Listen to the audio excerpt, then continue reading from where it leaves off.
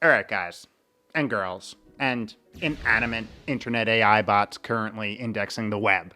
We've talked about this almost every single week for 5 years straight. You gotta move your body. And this latest research may be the straw that breaks the couch's back. Yeah, you get it? Couch, camel. Never mind. Wait a sec. Are you on the couch right now? Yo, what is up? Welcome back to another week of How to Health. My name is Kevin. I run liftandbalance.com, where we take aim at all things health and longevity and do it in an odd, weird, interesting, and highly sarcastic way.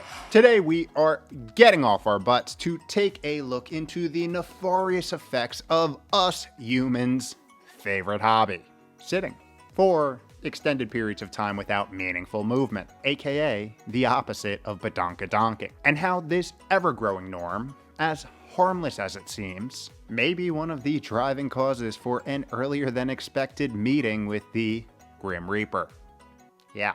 How, you ask? By enabling the underlying cellular dysfunction which ultimately becomes modern-day chronic disease. The disease which steals one's truly livable years of life. Which officially makes sitting on our asses, what I'm doing right now, an official longevity buzzkill. And we even have some new data to prove it. That being said, if you are alive and watching this tube of you right now, which I assume you are, it also means your fate has not been set in stone. Because just as living an ultra-sedentary life seems to bring out our biological worst, living a life where movement is a common occurrence while you're awake, we don't need any sleepwalking accidents or lawsuits, has been shown to do the opposite. I know.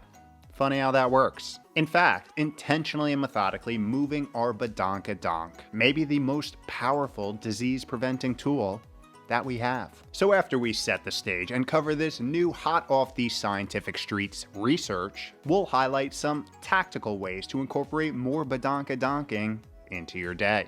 And you know what? Just to lead by example, let's all get up and get the juices flowing a little bit. You know, a little blood pumping, lymphatic stimulating action. Know what I'm saying? Also, setting up the perfect segue into the biological case for getting off our asses. And the main argument is really quite simple.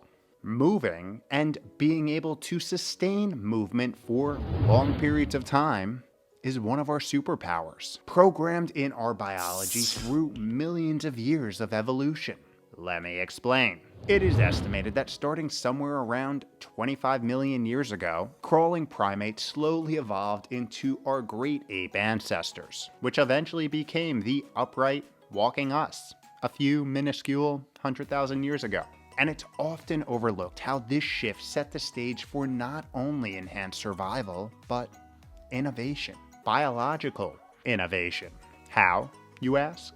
Well, the combination of an upright bodily structure, cooling mechanisms, and flexible energy metabolism unlocked our ability to travel great distances over the course of days to years. In doing so, enabling us to become masters of specialization and trade, eventually establishing settled societies which allowed our minds to embark on solving more complex problems, which, fast forward to present day, have conveniently laid the foundation for AI to take over the world. But we digress. All of this was very much carried on the coattails of moving, and a lot of it, as it has been estimated that our hunter-gatherer ancestors would take up to 17,000 steps per day, equating to about 8 miles. One reason being because back then, the math was simple. If you couldn't move and do it for the majority of the waking day, you couldn't live. And all of this begins to really make sense when we leverage the technology of today to take a peek under the biological covers, seeing that we have been genetically and metabolically built to move, with our biological self being evolutionary adapted to be at its most efficient and most optimal when movement is a daily mainstay. And you don't need to take my word for it, as the science has done nothing but reiterate the fact that it's important. Displaying with clarity that more movement is associated with improved cardiovascular health, glycemic control, metabolic efficiency, joint health, immune function, digestion, mood, cognition, body weight control, and the fan favorite fat burn. So knowing this, what do we modern humans do with this innate biological gift? Well, we take an average of 4,000 to 8,000 steps per day, substantially lower than we once did. And it's this movement downtrend, in combination with all the other suboptimal habits that modern day society has standardized on, that has placed the average intelligent walking ape on the path of morbidity, or the state of being diseased. A state of being somewhat disabled and impaired from doing the things they love to do for a large percentage of their lives. Not only shortening potential lifespan, but the years we can truly live. And again, no need to take my word for it. Let's go to the data. In particular, this new study. Researchers out of University of California, San Diego sought to see how total sitting time and average sitting length related to death from all causes and cardiovascular disease. I know, they're going for the grand salami. To do this, they tracked the activity and health of over 6,000 women aged 63 to 99 and followed up over the course of 8 years. All participants wore hip accelerometers for 7 days to baseline their actual movement habits and had several health check-ins during this time. Researchers then used specialized machine learning algorithms to analyze and categorize the impact of sitting time and bout duration on all-cause mortality. So, what'd they find? Well, first, that the association did in fact exist. That is, the association between time on ass and poor health outcomes. Finding that women who sat the most, over 11.6 hours a day, had a 57% higher risk of all-cause death and a 78% higher risk of cardiovascular death compared to those who sat the least, under 9.3 hours a day. Damn.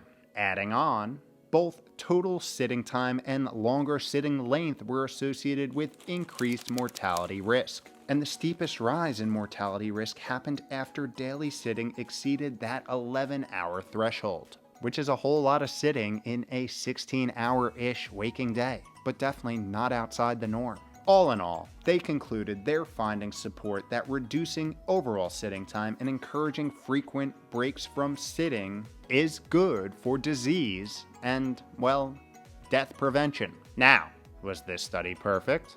Absolutely not. There were a number of limitations which leave a fair amount of room for nuance, making its results solely an observational association. And as you can imagine, 1 week certainly does not define how any one person lives their life, dismissing the possibility that people can have a health revelation at any single point and choose to implement meaningful change. That being said, also, ball don't lie.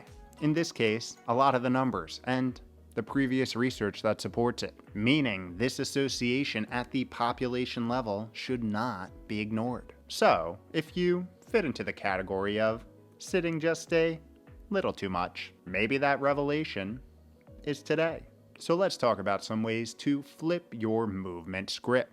It's safe to assume that most of us sit within 2 standard deviations of the ultra-sedentary mean. A mean, which previous data suggests is around 9.5 hours a day. That means nearly 50% of the westernized population is checking the box for 10 plus hours of sedentary time per day, getting pretty damn close to that 11-hour danger zone. Thus, it's also fair that we can all likely benefit from a little more movement, especially since, when done responsibly, comes with virtually no downside and some crazy awesome upside. So the very best place to start is in this simple yet forgotten and overlooked place, your baseline, because you kind of need to know where you're at to get better, right? So if you have a Fitbit, smartwatch, activity ring, or band, I have some good news for you. It's likely you are already tracking your activity.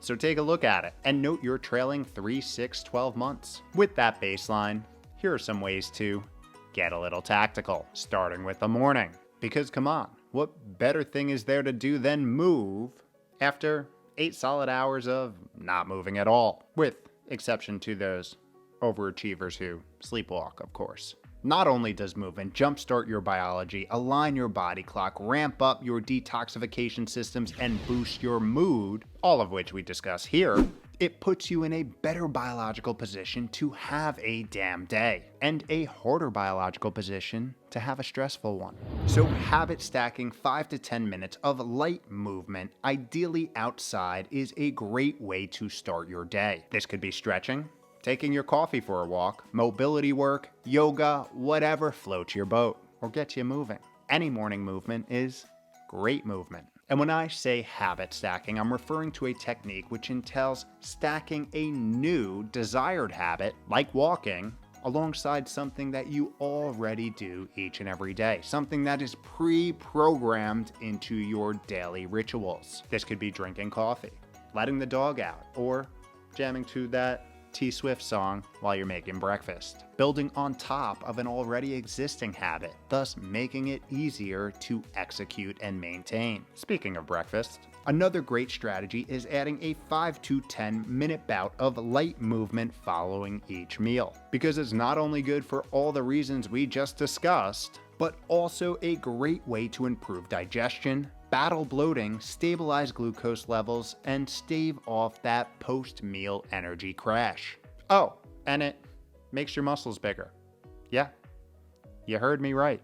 Movement after meals has been shown to improve protein uptake into skeletal muscle tissue, which we break down here. And just like that, we have another 20 to 40 minutes of movement added to our day. And I know what you're thinking.